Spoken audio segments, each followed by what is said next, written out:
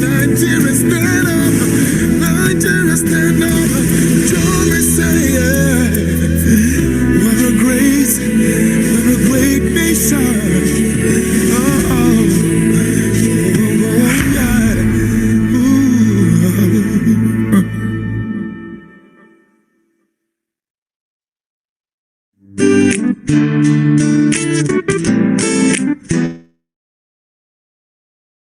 Hello, hello, hello. Good evening to everybody joining us from all over the world. Happy Democracy, Jane. Happy Democracy, Atat Child. I can see you in the comment section. Happy Democracy Day. So, I was at an event earlier and someone said, how many years are we even celebrating? So let's ask. You put it in the chat. How many years of Nigeria's democracy are we celebrating today? Let's see. It's not a trick question. It's open knowledge. So let's put it in the chat. Yes, we are celebrating 23 years, 23 whole years. That's a grown-up man and woman, adult, a full-blown adult. Wow, 22 years and 2 weeks. I actually counted 22 years too. So, but it was Mr. Kule who said it. So, like, he said it. He's an electoral expert. I know that I think we've been giving rights to unmute. So I'd like everybody to just unmute and let's give 23 claps to Nigeria for democracy. Let's go. 1, 2, 3, 4, 5, 6, 7, 8, 9, 10, 11, 12, 13, 14, 15, 16, 17, 18, 19, 20, 21, 22, and a resounding 23. Let's double that up. Yes, happy democracy. And regardless of everything, just saying 38 people logging today for us to have this democracy conversations, it warms my heart. As I was listening to Timi Dakolo, I just said, yes, this is the hope. If only 37 of us or 38 of us on this call, if it's just us, we're enough to cause a ripple effect around Nigeria. And guess what? There are many more. And we are also going to recruit even more people. By the way, I'm a recruit. My name is Jennifer Dafwat, and I have the honor and privilege to be anchoring and guiding the Order of Program today. I say I'm a recruit because the person I'm going to invite now recruited me. Her energy, her passion. Then I know when I first met her, I was like, wait, green. You wear only green and white. I was like, okay, I don't really get it. But I was trying to understand it. And over the few years I've known her, it's impossible to be in her space and not catch that bug and not be beaten by it. And I'm here to announce to all of you on this call that whether you like it or not, the bug is going to bite you in a few minutes.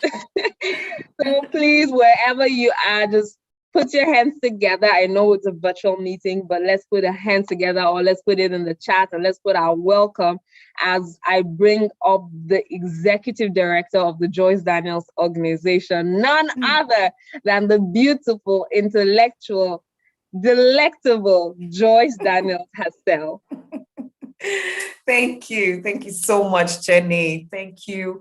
It's such a joy, such an honor to have you all here with us. What a privilege. To our guests, to our speakers, thank you for giving us this honor. Thank you for clicking in from all over the world where you have clicked in. Thank you. The Joyce Daniels organization is a human capacity development company focused on the growth of the Nigerian citizens. Our company pursues the goal of making Nigeria become that educated, developed, and orderly society at par with any other developed country in the world. We offer training programs. We help in mindset shifts and re-engineering. We are committed to seeing more social engineering practitioners burst, because we believe that if we're able to re-engineer the minds of people, we'll be able to re-engineer society, and then we can have the best for each and every one of us. The End SARS movement last year, which most of us here were part of, left some taste in our mouths, and it brought about a longing and a desire that many of us didn't have as deep-seated as we do now. It showed us that there is a gap. There is a knowledge gap, a gap in understanding of the truth about politics, the truth about governance and its processes. It showed us that there is a gap of enlightenment and education. There is a gap of knowledge about what to do, what not to do. It showed us that there's a gap of knowing the truth, different from understanding opinions, feelings, and emotions. We believe that entire End SARS movement was like the springboard for us to say, you know what, we're going to be part of those who help close this gap. So we're going to embark on public enlightenment campaigns such as this to help close this gap, to make our populace, ourselves, more knowledgeable, more intellectual about the things that concern the leadership of this country. Last year, we had a program where we dug into understanding the Constitution more. Now we're talking about democracy, the democracy conversations. This is our first, and we say thank you for being here. What to expect today, our keynote speaker, Dr. Oby Ezekwesili, who we're so honored to have. I'm sure we're looking for her in the chat somewhere to make her a co-host or bring her up. She's going to be showing us the why. Why do we need more citizens involved? And then our three other speakers, Mr. Kunle Lawal, Dr. Abiola, and Mr. Osaze Uzi, will be showing us the hows, clear, definitive steps to becoming more involved in politics, in governance, to lead to better leadership. So enjoy this program with us. Click your tweet about it, tell the world that we're here. Most importantly, learn, take something away so that we can make commitments to being part of those who bring about the change that we all desire. I welcome you all. Have a great time with us. Thank you for being here once again. Welcome. Over to JD.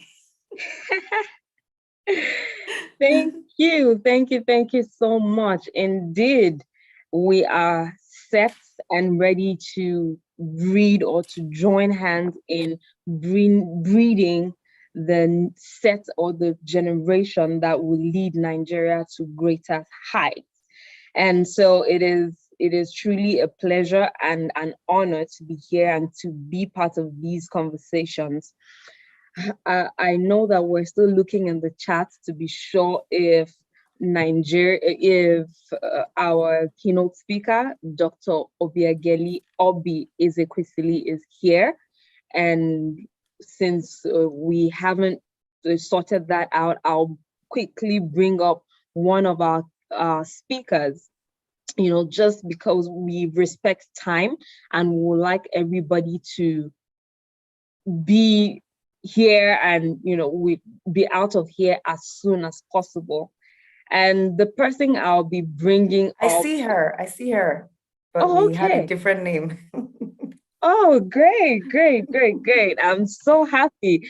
All right, ladies and gentlemen, it's my honor and privilege to be bringing up someone who really inspired the Nigerian hope. I remember long before, her run in politics as minister, she was the beginning for someone like me the reminder that, Nigeria is great. Nigeria can be a great nation, being all Nigerian in her outfit and everything. It just really did something to me as an individual. And you have no idea the honor and pleasure I have to be bringing the senior economic advisor and an economic policy expert of Africa Economic Development Policy Initiative, AEDPI, who is also a candidate that has run for office of the president of Nigeria in the 2019 elections.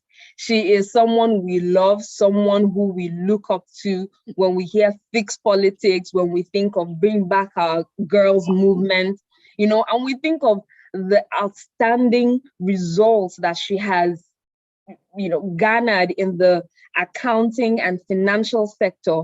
It makes us so proud to identify with her and to bring her up to deliver her keynote address.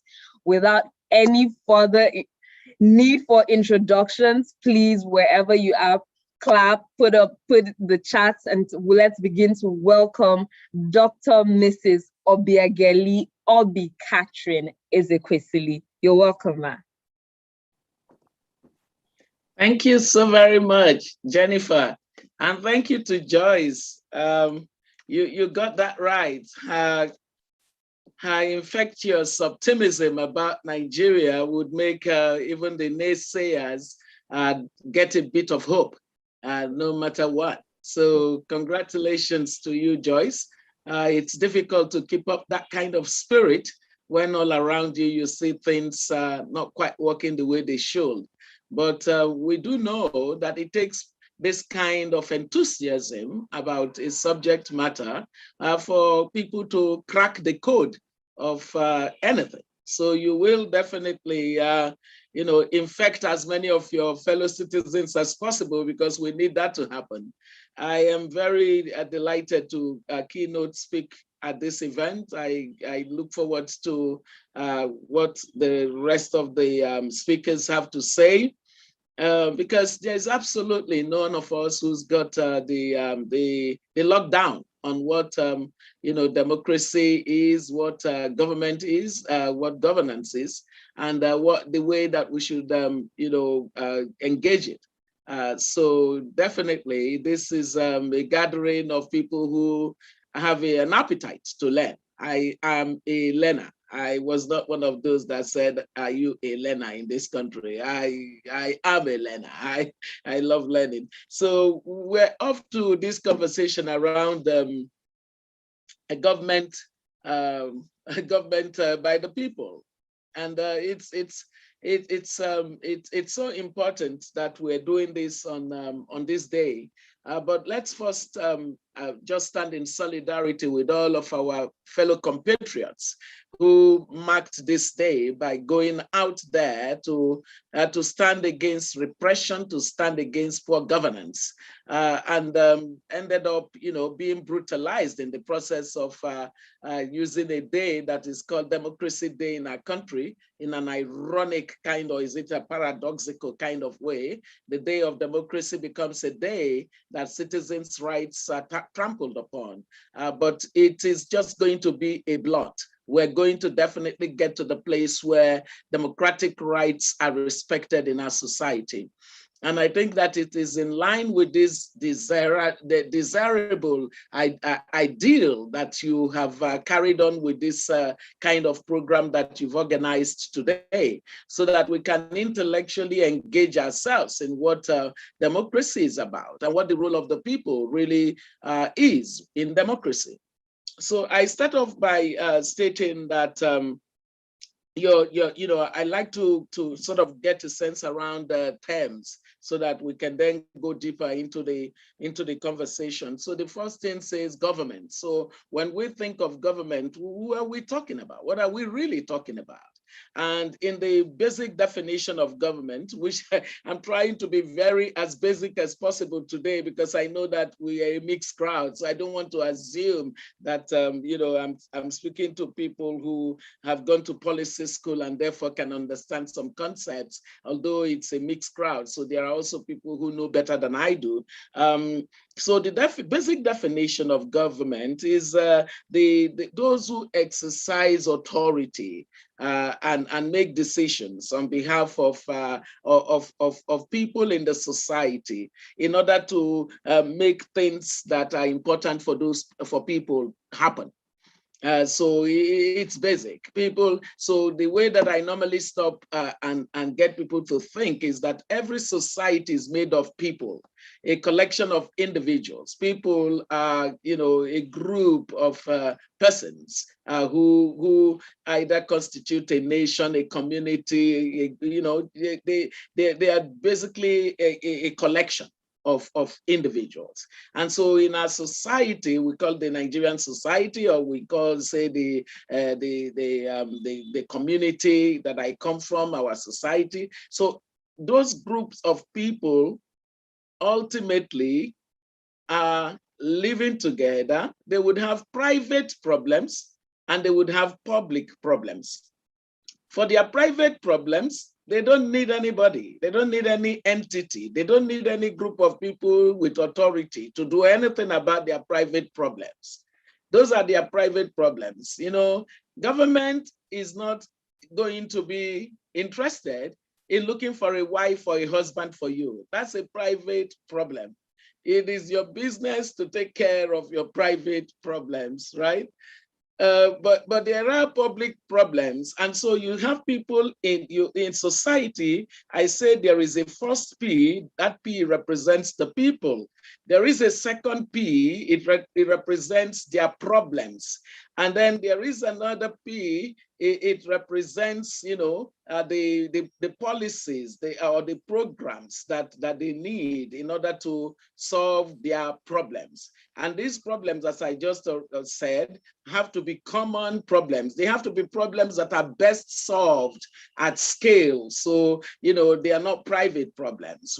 When you have problems that are big, you need a common system to be able to solve them. And that's the basis upon which you have an authority to which these people in society give their allegiance to, on the basis of which they can now do things on their behalf. And so that gives us clearly a definition around the people, government, okay? And so you are on Democracy Day sort of saying, okay, maybe the people are not quite understanding that democracy is government by the people. So maybe we should remind the people of Nigeria that actually the definition of democracy from the origin of it is, you have to forgive me, I have an uncle who is doing everything to reach me. So, so you say to yourself that the government by the people is a way of sort of stopping to remind Nigerians that the people who originated democracy, what they had in mind is that democracy is the rule of the simple people. In the Greek origin of democracy, demos and kratis, the people and ruling. Okay, so in their conceptualization, it was direct democracy. So what would happen is that everybody would come up to the village square, and then there would be a common problem that they need to solve, and everybody. So that was direct democracy. But as the principles began to mutate, we now ended up with what we call the modern democracy, and the epitome of that is the United States. Their democracy is more than 250 years old now, and with their democracy, we found indirect representation. So the direct representation, the direct democracy and indirect democracy. So the indirect representation. In indirect representation, the people collectively agree to delegate their authority to a set of people that they elect, so that they would now form the entity that is called government. So that the people to whom they delegate this authority to would then make laws and make decisions on their behalf, take decisions on their behalf.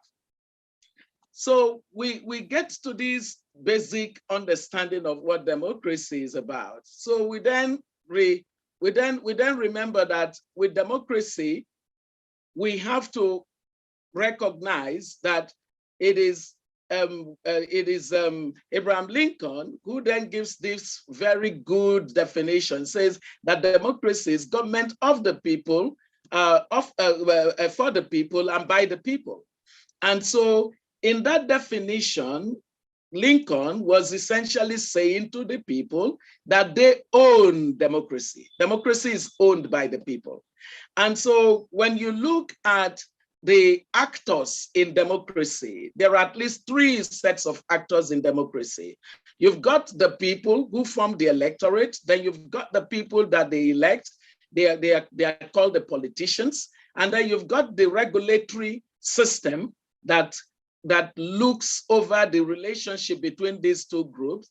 And this regulatory system are things like the constitutional order, the electoral act, as well as the institution of the elections management, or the judiciary, or increasingly in the case of Nigeria, the security agencies and all of that. So you've got this regulatory context, then you've got the people as the electorate, and then you've got the politicians as the political class. Now, what I normally say to people is that when you want to look at a democracy and whether it is functioning well, you've got to look at what's going on with the three angles in what a recent research that I did called Fixed Politics identifies to be the three critical pillars on which any democracy rests. And in looking at it, you would find out that it is the pillar of the citizens that matter the most for what will become of the pillar of the political class and of the pillar of the regulatory system that adjudicates the political interaction between the people and those that they elect to represent them. So I begin to wind this up by saying that when you look at any democracy, and that democracy is not functioning, you will find that if you have poor quality of political class and politicians, it is simply because the citizens making up what we call the electorate, making up what we call the demand side of governance, are not doing what they ought to do. If you look at the regulatory system, that is the constitutional order and the political structures, and they are not functioning, it is because the people who are supposed to be the owners of democracy are not doing what they ought to do. Therefore, if you want to correct the anomaly in any democracy, it must be by the people, because the people have the greatest incentive to make sure that democracy works. Democracy works when the aspirations of the people, collectively and individually, are being met. When the aspirations of the people are not being met, you don't have functional democracy. So for us as a country, for us as a continent, we have seen that the citizens, meaning the electorate, lack the political influence. They lack the political influence to determine the kinds of outcomes that support their aspiration. So if they lack political influence, it means that you must do something to get them to the place where they have political influence to determine outcomes of governance, outcomes of democracy. And the research basically concludes that for you to get the right kind of democracy, you need empowered and engaged electorate. So congratulations, Joyce, because that's what you're doing. You're getting empowered and engaged electorate. The 50-something people who have entered into your program today are not going to go away the same way they came, all right? Because they are going to be empowered, and then they are promising you to become engaged. And then you have to do something about your political class. And so one of the things we're doing in Fixed Politics is to raise a new generation of political leaders who see the public sphere as a place of sacrificial service, as a place of service, as a place to function as the independent entity that is accountable to the people, because the whole essence of democracy is that accountability relationship that exists between the demand side and the supply side, being the political class. So I wish you well, and I hope that as you increasingly focus on this, you will realize that there is absolutely no pathway to the progress of our country and continent without an electorate that is empowered, whether in terms of enhancing their productivity and in terms of combining that productivity enhancement with political literacy. The two things must be a bundled product that we give to the people. A lot of people are suppressed in democracy because productivity-wise, they are so low that any material thing that you give to them is so significant that they are ready to subordinate their aspiration to the daily living of just surviving. If you doubt that, you will go and see the 1,500 that people were said to collect today in order to champion the cause of a government that is repressive on its people. So you've got a lot of work ahead of you, and I wish you well as you do it. God bless you. Thank you so much. Thank you so much. Please, let's put our thank yous in the comment section. Let's put our thank yous to Dr. Oby Ezekwesili. Please, let's put our thank yous. And I'll encourage us to, take snippets of what we're learning and post online. We can use, in the absence of Twitter, we can, use slides on Instagram, and also just summaries and put up on Facebook as well. Thank you so much. One major thing that I took away as Dr. Ezekwesili was speaking is when she said democracy is the rule of the simple people who decide to delegate power. And I was thinking, I said, delegation of power does not mean delegation of responsibility. Those are two different things. So we give power, but we have given power to, our delegated representatives, but there is still a huge responsibility for us. And if you don't take anything away, take the fact that there's power in our hands, and the more enlightened we are as electorates, as citizens, the more we are able to influence the people in the ruling or political class. And I also want to, before I bring up our next speaker, an erudite speaker, and a phenomenal individual, an entrepreneur, an innovative person on all counts, I'll say that let's listen with the thought of ownership, and ask yourself, as you listened to Dr. Ezekwesili, as we listen to other speakers, the question is, what am I taking away from here that I can translate to ownership? What can I use? What's the currency for me from these conversations? Okay, this information, I can own it and use it this way. So think ownership, because we've been told that really democracy is ours. Let's own it and let's utilize it to the best of our abilities. Government by the people. Yes, we're going, as we'll say in Nigeria, pam, pam, pam, one from one to the next. So right now I'm going to bring our TEDx speaker, a patriot, an idea generator, someone who has keen eye for opportunities, with experience in politics and governmental organizations.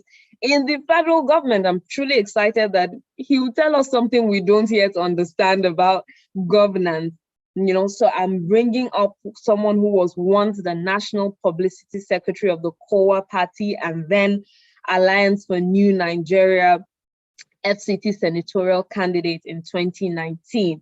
Ladies and gentlemen, in the comment section, let's say our warm welcome to Mr. Kunle Lawal.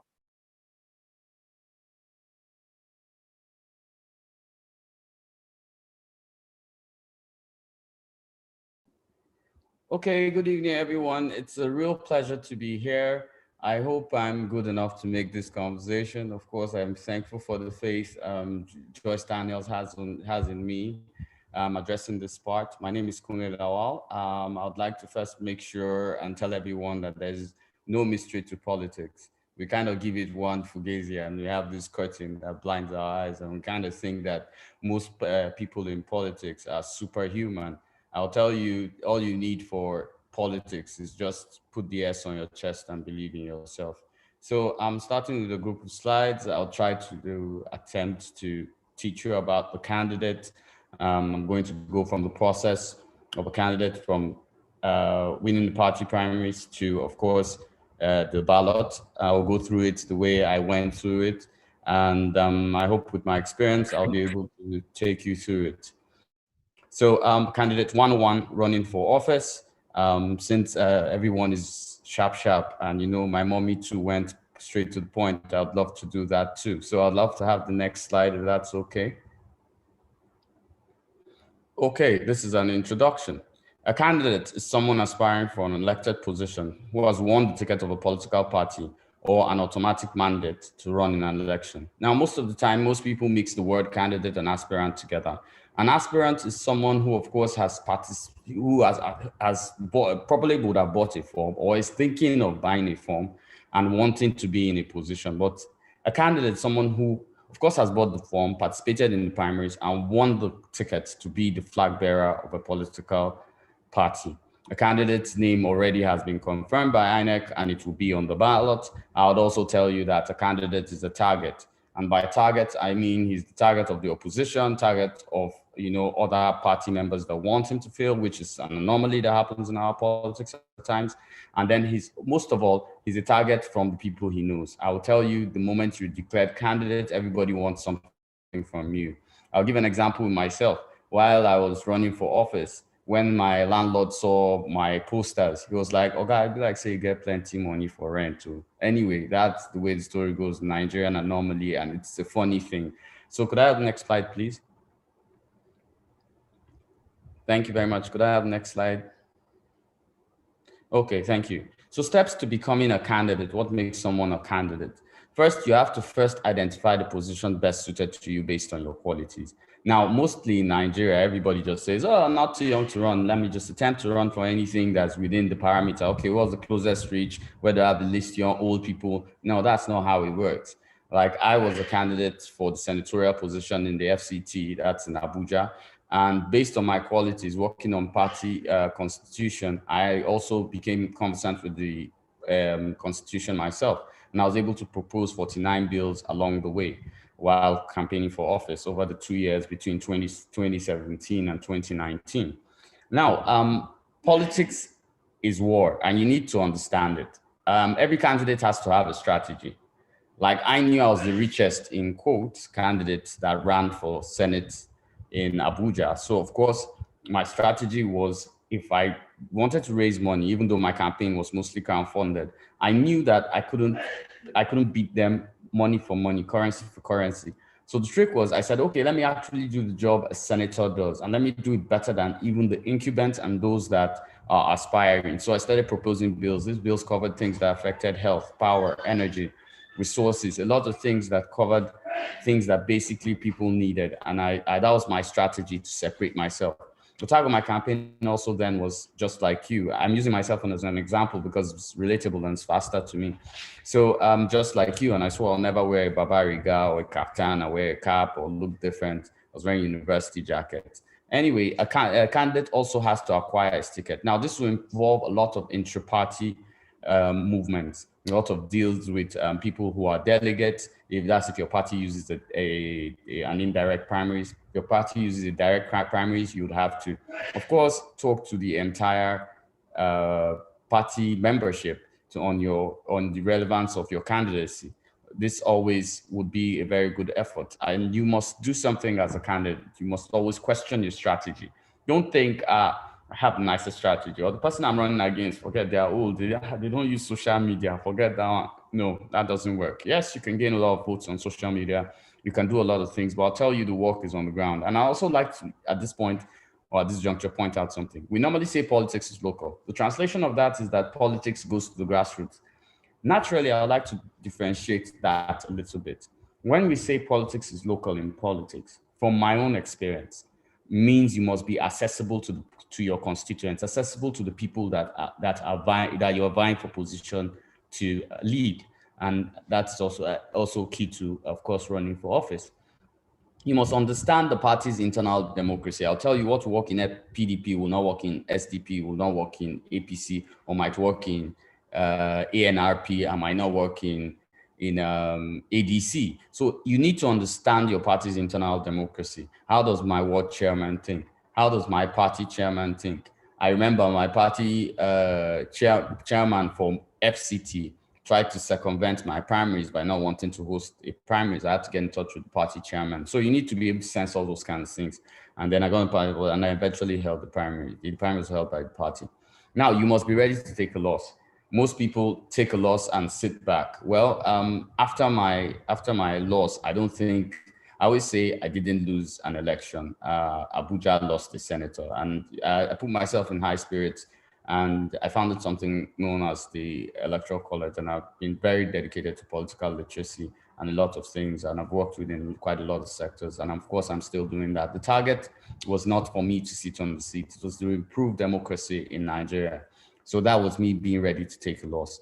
You need to understand that politics is a variable scheme. I'll give you an example.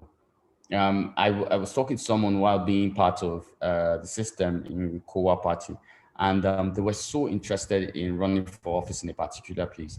But I noticed that 17% of the people in that locality with PVCs didn't participate in elections. And when we got to survey and find out why, we found out they were from other tribes. So the trick we used then was, okay, let's look at this thing critically. Why are you bringing your posters only in the local language here? Let's bring our posters, you have to bring out your posters in languages which the people were from different tribes who were the 17% and weren't really participating, provide the posters in their languages. And you'll be surprised, it did the trick. It upped the voter participation by at least 6.5%. And this was a part my friend got to himself. He didn't win the election, but it raised his numbers up. So you need to understand the variable games. You need to know how to play along the variables. Every particular constituency or boundary you're running with is different, and we need to understand that. Please, could I have the next slide, please? Thank you, Jennifer. Okay, we need to understand the parameters of a candidate. Now, a candidate must have a robust understanding of governance systems. I think I discussed this earlier. So you must know when you're running for Senate, or let me mention the legislative positions available. So legislative positions are available are, of course, Councillor, State House of Assembly, Federal House of Assembly, and Senate. Those are legislative positions. If you're running for an executive position, you have local government chairman, state governor, president.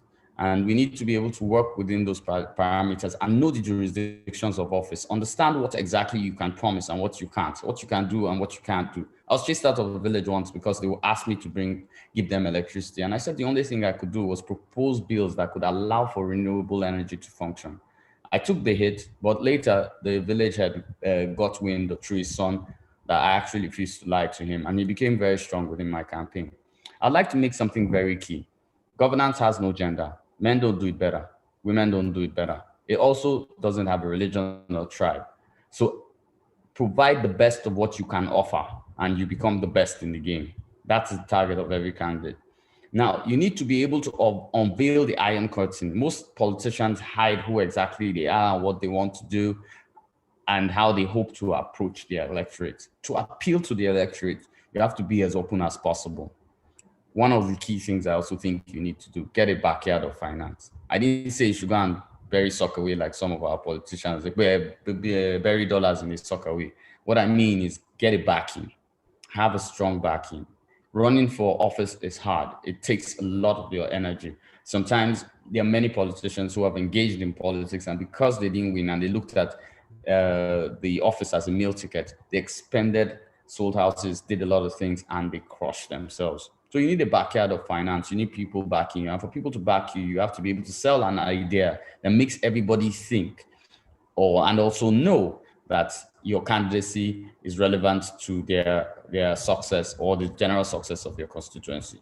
You need to reignite also an interest in political participation. I don't need to ring this bell so much because we already know our political participation in Nigeria is quite low. You need to be able to get people to drive. It's easier to get those who have refused to vote or don't care about politics to vote than to get those who are already embedded in the old ways. And by embedded in the old ways, meaning, okay, you're running for Senate. Where am I caught now? Where am I saying now? You need to also insulate your family. Sometimes your life could be attempted. I'm not trying to scare you, but I'm trying to be as realistic as possible. You need to insulate your family from such things. And this could be a massive problem when you're running for office. You also have to plan for the eventuality of loss. But I'll tell you the best thing you could ever do. If you ever decide to run for office, give them a race to remember. Let them always have a reason to remember the name. I think that's the target of every sane campaign. Make the constituents remember when the person that actually won the seat sits down and does something. They'll be like, what if he had won? What if Joyce had won? What if Jennifer had won? Jennifer, could I have the next slide, please? So thank you. And now the methodologies of being a candidate. Now we need to create a brand. As a candidate, you must create a brand, be known for something. Earlier before this forum started, I remember everyone, Jennifer making a mention of Joyce is always in something green. I've noticed that too. A few times I've been with Joyce, she's always in something green. Joyce has already branded herself as a Nigerian, and it will be easy to remember her as a candidate because she's always wearing green. They will be like, okay, that we might not know her name, but that woman that is always wearing green. Now, know your target electorate. Now, everybody won't vote for you. Maybe if you're targeting the young and you feel their votes are enough, then you have to make your politics sound interesting. Where we know that it's hard to convince young people, especially with Davido, Big Brother, and lots of things going on. It's hard to catch their attention. So if they are your target market, you need to. It's like business. You need to be able to sell to the market you're targeting. Now you need to study history of things that have occurred, statistics that have occurred within the constituent you're running from. But you also need to understand. You do not dwell in it. If you dwell in it, you will be another statistic. You need to navigate the present. So you get the statistics for eventualities and planning ahead, but create a dream that has never been played. So at this point, I'll just say, you can't beat them at their own game. Create a game they do not even know, then beat them at it, because that's your own game. You also need to differentiate yourself from others. Of course, you'll be running with other people in the party. I think as of now, there are 18 political parties. So there will be 17 other candidates if you decide to run in any election. So you need to be able to separate yourself a little bit. You also have to prepare for attacks on your candidature.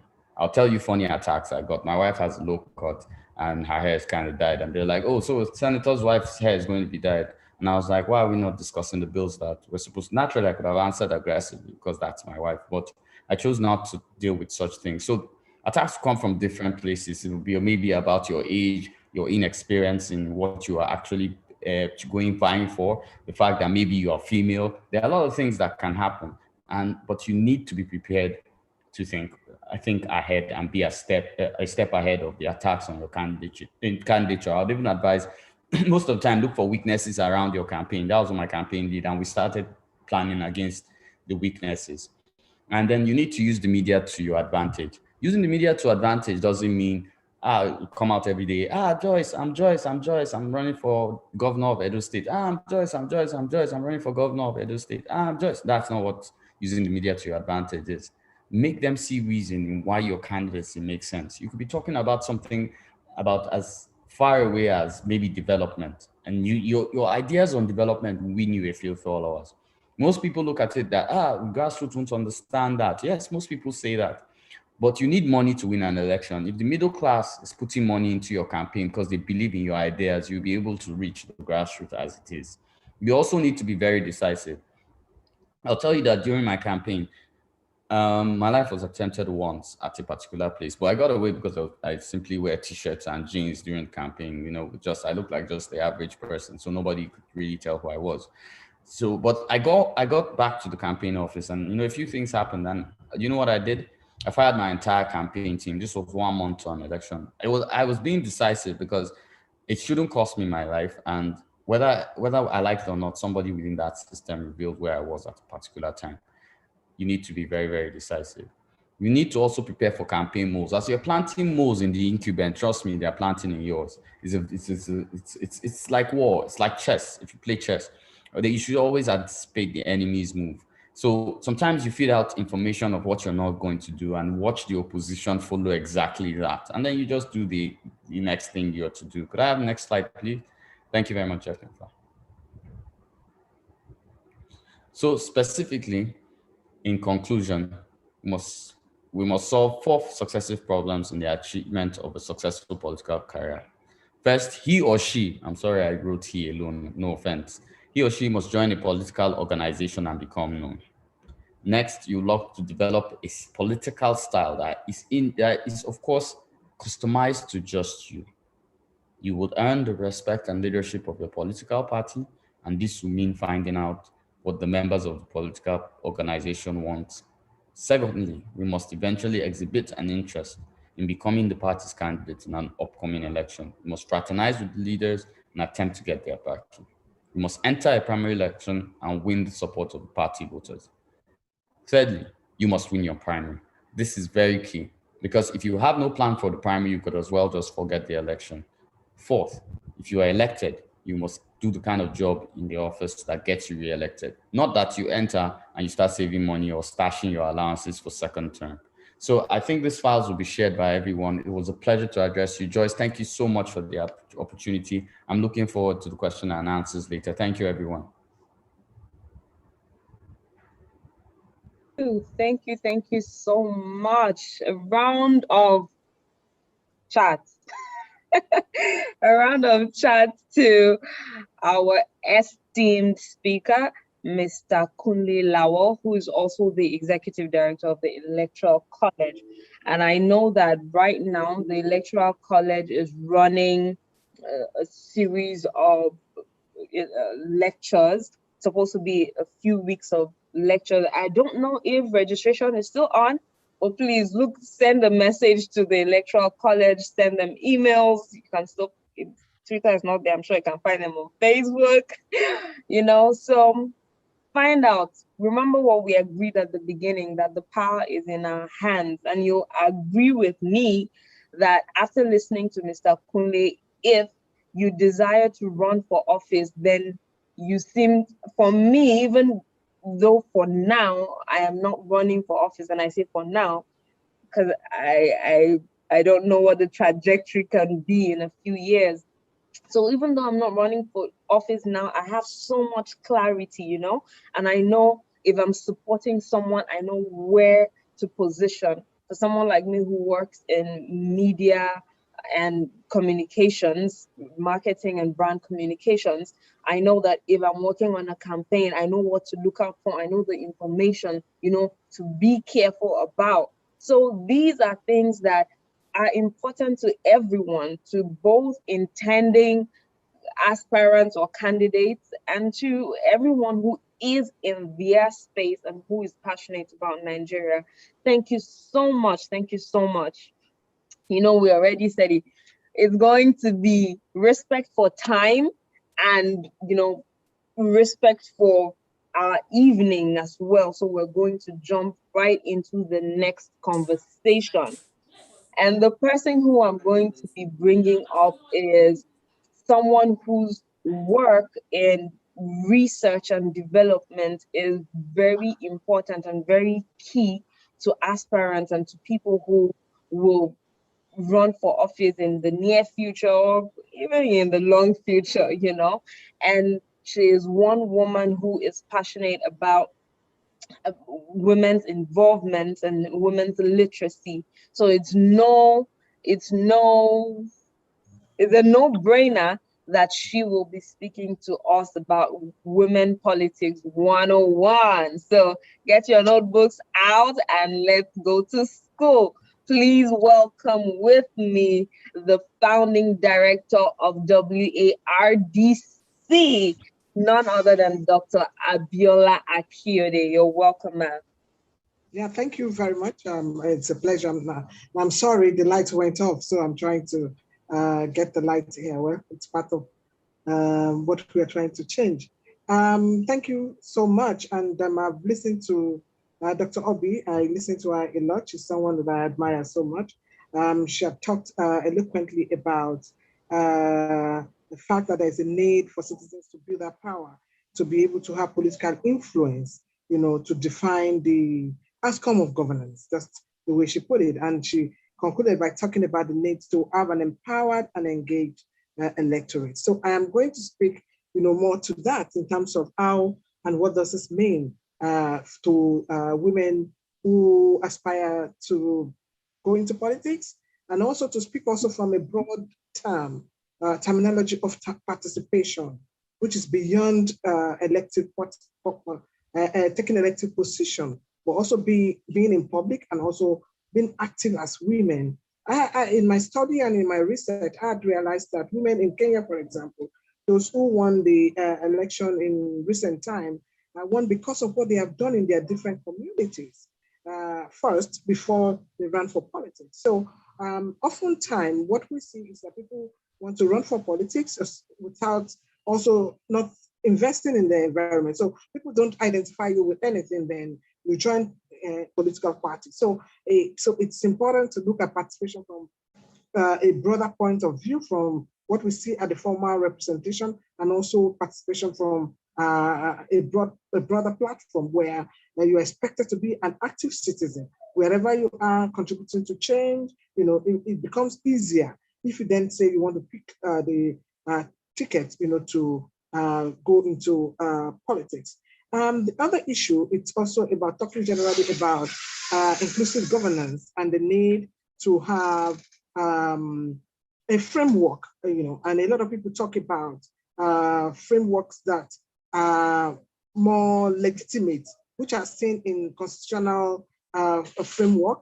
And if you see in most countries across Africa where constitutions have affirmed we the people, these are constitutions that were made in a very inclusive way by the people who they participated in the process. And I'm talking about South African Constitution, I'm talking about the Constitution of Eritrea, Uganda Constitution. These were constitutions that people participated in the making of such constitutions. So you find a lot of inclusiveness there, and you see that the governance at that level also is defined with the people. So you can challenge the government, you can ask questions, and you can do what you think it's proper as a citizen, for government. So one of the things I'm raising is that constitutional governance is very important. So what we have in the Constitution can also define how people who are ordinarily excluded, women, people with disability, poor men, are included in the Constitution. And if you see some of those constitutions that I've mentioned, some of these issues have been raised. And those are some of the challenges that we have in our Constitution, why people doubt the people that is referred to in our Constitution. And I remember Professor Dale Solakode had said that the Constitution was actually telling a lie, against the people, because we, the people, did not actually make that Constitution. Now, having said that, there are a whole lot of things that needs to change with that higher framework, with the national constitution and other electoral laws that can support more participation of women now coming back to Nigeria, that can support more participation of women, and I hope you can hear me. I said somebody said no sound. Can you hear me? I can hear you. All right, fine.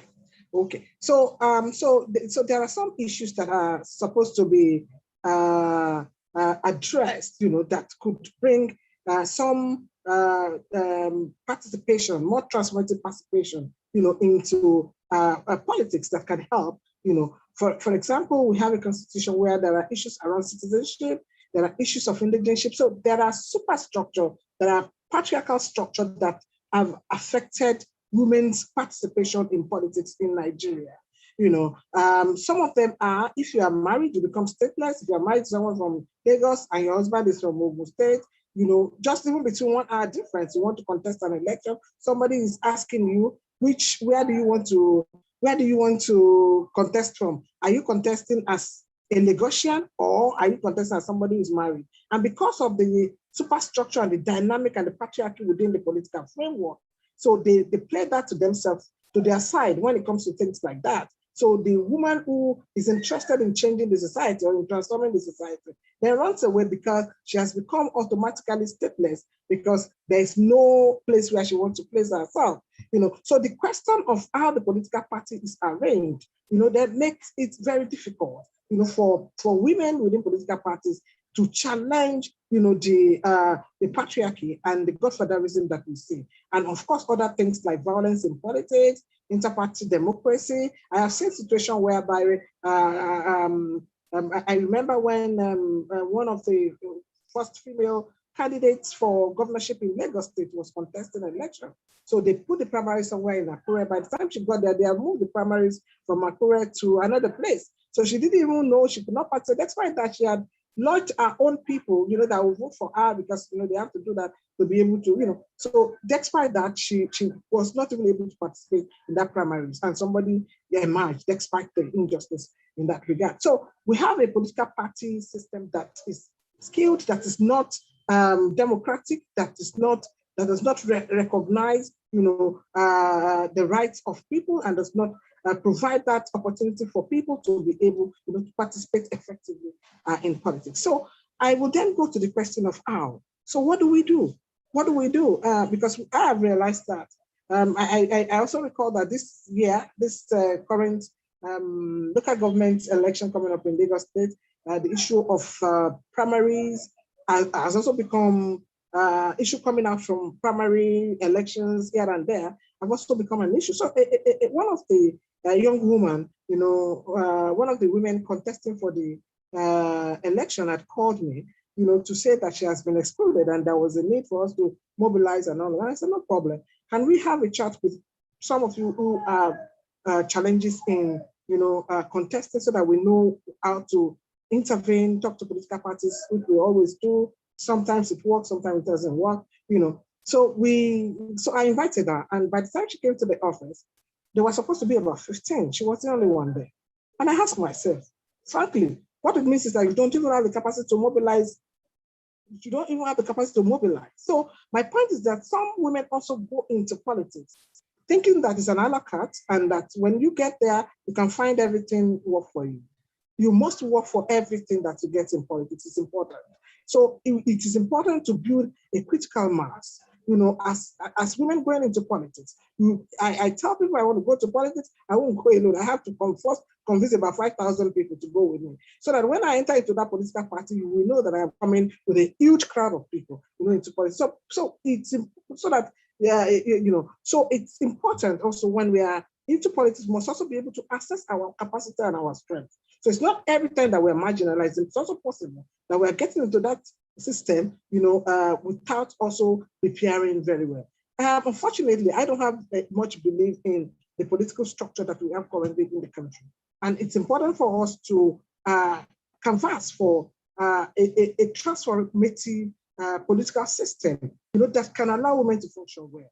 Whether we like it or not, as we are, the superstructure as it is today would not make that work, for women. And it's important for us to understand that, so that in moving forward, we must have a dream political party, that we want. And I think that is why organizations like Fix Politics is investing in developing valued political citizens, who can understand what politics is. If we continue with the crop of, politicians, and we just decide to use a palliative method to just follow as it is, we will not probably be able to achieve the Nigeria of our dream. So it then becomes very important for us to be strategic in terms of redefining politics, redefining politics in a manner that would benefit the Nigerian citizen. And that's why I go back to what Dr. Obi Ezekwesili said about the need to have empowered and engaged citizens. We need to have citizens that we can empower and citizens that are engaged, that can make things work, that can change, the tide of politics, that can make the society work better. So one of the first things, quickly, is the need to build interest communities. Interest communities I am a feminist, so I believe in feminist struggles. I believe in feminist struggle to the extent that, we must fight marginalization at all levels. And it's not about whether you're a man or a woman. Where marginalization is, where exclusion is, there's social injustice there, and we need to tackle it. So we need to build interest communities. So meaning we need to expand on our communities beyond the communities that we are familiar with, to be able to push the agenda for an inclusive society. We need to also understand the intersectional activism so that we are not just working in silence. We are working, with other groups, with other people. Women alone cannot solve women's problem. It is absolutely impossible. So we must expand our course to be able to, yes, we need to strengthen women's power, we need to strengthen women's solidarity, but we must understand that intersectional approach to activism. We must build solidarity as an essential force. As an essential force. It becomes very important to build solidarity as an essential force, because people say, oh, there's pull-out Down syndrome, there's pulling down syndrome. This happened as a result of no solidarity. Where there are ideological agreements and there's solidarity of purpose, it becomes very difficult to address that. So solidarity and feminist organizing for alternatives. It's important also for us to be clear. What are you bringing into politics? What is different? People don't want to vote for women because they are women, but they want to vote for women because there's something different that you are bringing. So we must come up with clear-cut alternative. We must understand political economy of politics. We must come up with clear-cut alternative. So it becomes very important to build. Then it's also important to build pressure for occupying public spaces to transform the practical nature of policies that we have. So it becomes very important to also do that. We must also craft public policy collectively. They're talking about issues of constitutional reform. We can't sit down there now. We can't sit down there and be waiting that some group of people, NGOs, one, raise the issue for us. Then they will win the battle for us. Then we will come and benefit from it. No, we must be part of it.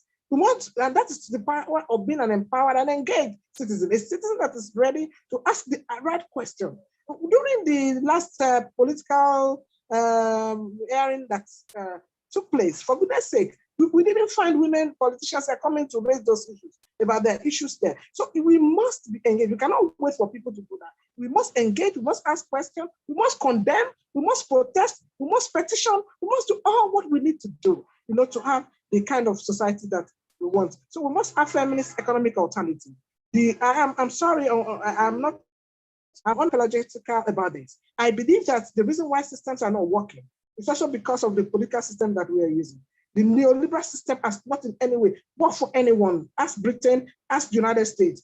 And so it is not working for us. So we need to deconstruct the superstructure in our political system. If we do that, we'll be able, to address some of the issues affecting women, men, people with disability, and other people. So by and large, so my point is that we need to open up more spaces. And I want to congratulate this organization for what they are doing. Just Daniels, we are doing a very wonderful work. I tell people, coup plotting, it's never learned at NDA.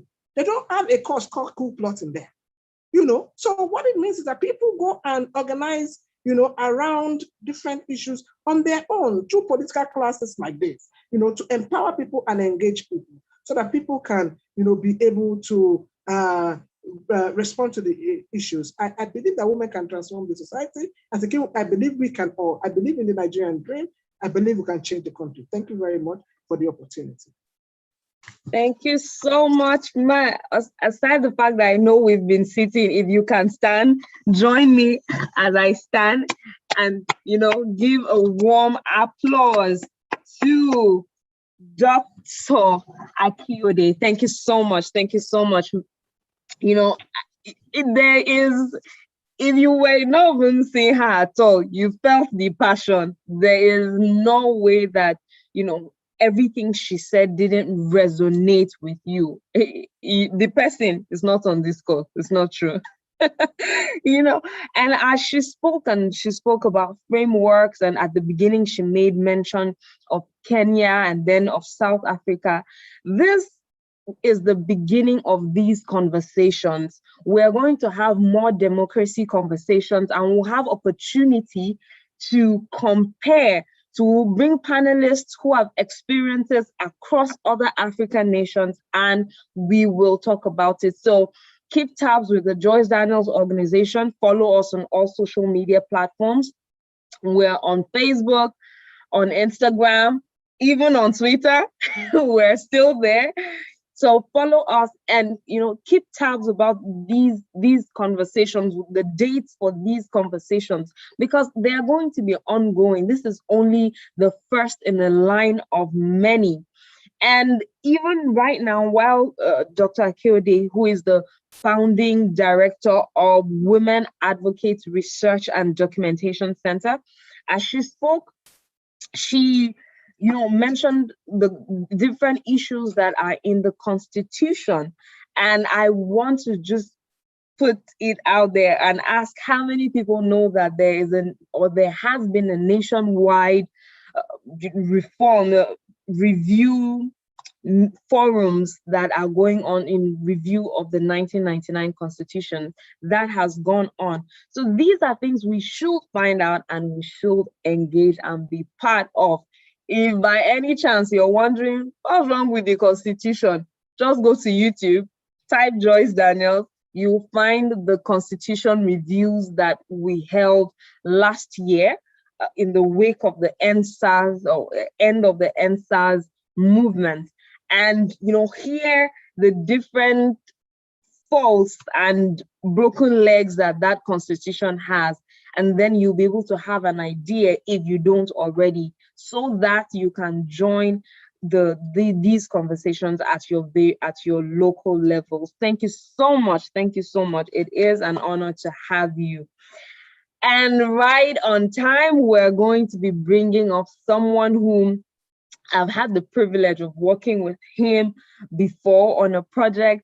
And when I think of him, or when his name pops up, after that, post that season, I always just remember the very determined, not saying so much, supervisor who will stand with his hand and most likely a jotter and a pen behind his back, and is looking and saying, what has not been done? What needs to be fixed? He is truly a solutions person. He's solutions driven. He is a lawyer by profession and by training, and also by experience, he is an elections expert. We'll be bringing up someone who has a law from the University College of Wales and has practiced private legal practice for a while. Following his disengagement from public service in 2020, he was the director of the Voter Education, Publicity, Gender and Civil Society Liaison Department of INEC. It was from him that I learned that the word is not INEC, it is INEC. It is INEC, and Joyce Daniels has helped drive home the points because she will not hear us say INEC. Please, with warm welcome and energy. This is the last lap. We have energy. We can go for a few more minutes. Welcome with me, Mr. Oluwole Osaze Uzi Esquire. Welcome, sir. Thank you very much. I appreciate you, and I appreciate the Joyce Daniels organization for bringing me in.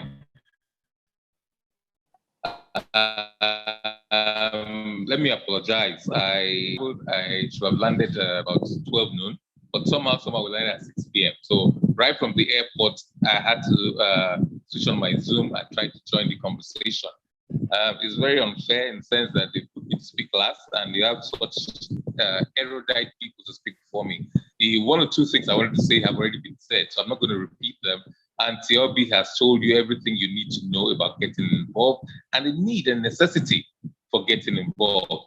And Other Bukunle has done a fantastic job. He's told you the conditions, what you need to know. And also, Dr. Abiola, my friend and sister, has told you why it's also important. So there isn't much for me. I think I would rather be more involved in the interactive part of this conversation. But truly, there's a lot for us to learn.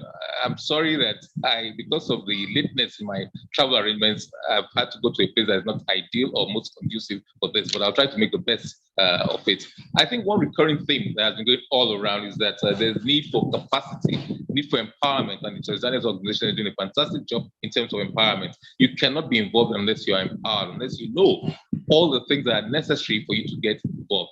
You might be passionate, but if you don't know what you're supposed to be doing or what you're doing, then you're going to run into problems, and you will not end up in the destination you want to be in. So it's important that we build our capacities. The first thing you should know, I think Kunle touched on this, and Antiobi as well, what are the basic things you need to know? You need to be familiar with the legal framework. And legal framework consists of the Constitution, which is the supreme law of the land. It also has the Electoral Act, and also to complement those, where those things there are gaps in between Constitution and Electoral Act, you have to be familiar with the INEC guidelines. They change from time to time, so you have to be familiar with the current guidelines as to participation. So the Constitution deals with issues of qualification and disqualification. Sadly, presently, there is no room for independent candidacy. You must belong to a political party and be sponsored by that political party to be able to participate in our elections. Good thing, and I think all the speakers have referenced it, we are now in the season of constitutional reforms, electoral reforms. The Constitution is being amended. If you feel that certain things are wrong, this is the time to put the things in. First of all, I think Dr. Abiola said, the Constitution tells a lie on itself. It shows that sovereignty belongs to the people. It acknowledges that sovereignty belongs to the people. So it starts, the first words of the Constitution, the preamble says, we the people. In the definitions offered to us by Antiobi, she told us that, look, it's all about we the people. So everything revolves around the people.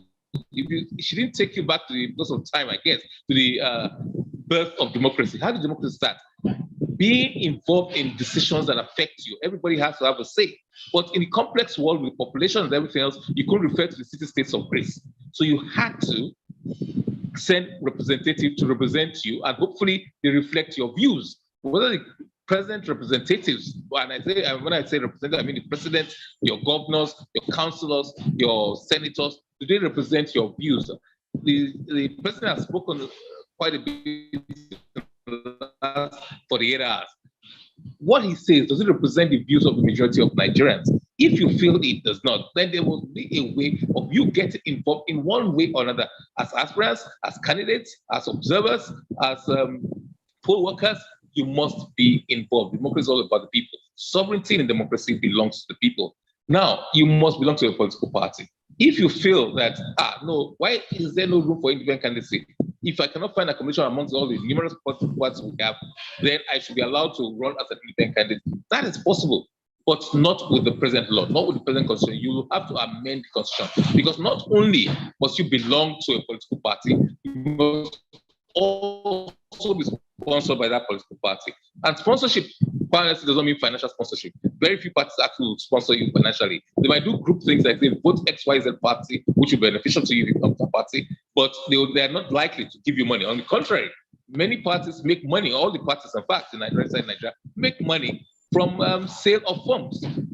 I think it was Kunle that made the point. You must simply an aspirant and a candidate. An aspirant, don't forget, is a person who aspires, who wants to be a representative, a governor, a senator, a councillor, whatever it is, the president of the country. He wants to be a representative. But there are steps you must take. You must buy your expression of interest forms. You must buy your nomination forms, and then you must contest the primaries. Electoral access, you must contest the primaries. There's nothing like consensus anymore.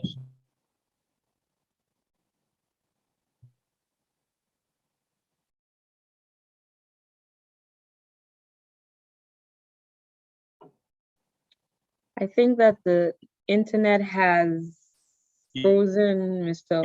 Uzi. Okay. Go for an election, a primary election, scale that hurdle all the people here that can you hear me? Yes, we can. Yes, we can. Can you hear me now? Oh, great. Oh, great. Sorry about that. Now people talk about technology and how can we have more technology in elections. This is one of the reasons why we have to be very careful about how the use of technology. Sorry about that. So, and as I think who was it mentioned that you must go into politics for the right reason. I think it was only so true. If you want to make money, you're more likely, more people lose money in politics than make money. It's only when you become a candidate and you're a successful candidate that you're likely to be exposed to the money-making ventures and things like that. Then age. I think most people here are young people. And people have reflected a lot on the not too young to run. Well, the bill became an act. But there's a lot of this empowerment thing so important. There are people in Bayelsa, in Kogi, in Edo, who were underage, thinking that the not too young to run bill, which became an act, covered all positions proposed. But a bill is a bill, it's a proposal to Parliament. Parliament can change it. And in this particular case, Parliament did change it. If you are not up to the age, you will be disqualified. You will not be qualified to contest the election. So age is important. Then there's also the issue of education.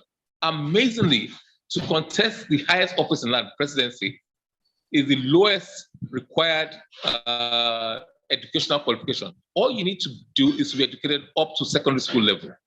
And that's amazing. They didn't say you have to have your SSCE. No, just to be educated. And the Constitution went on further to define education up to secondary school level. Even if you fail all your papers, no problem.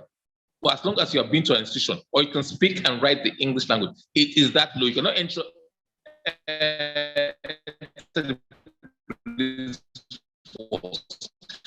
you cannot be qualified to serve as a qualifications. But with the way, as I said, it's a time for electoral reform. If you feel that is too low, change it.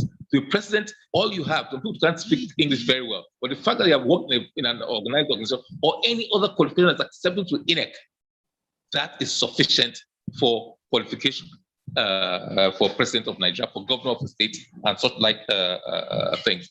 So it's important. And undischarged bankrupt is disqualified. And it's not bankrupt somebody who is not just because you are broke, all of us are broke, but the fact that you have been declared bankrupt by a court of law, and then you have not been discharged. When you discharge a bankrupt, means that you have arranged with your creditors and there's a pathway out of your.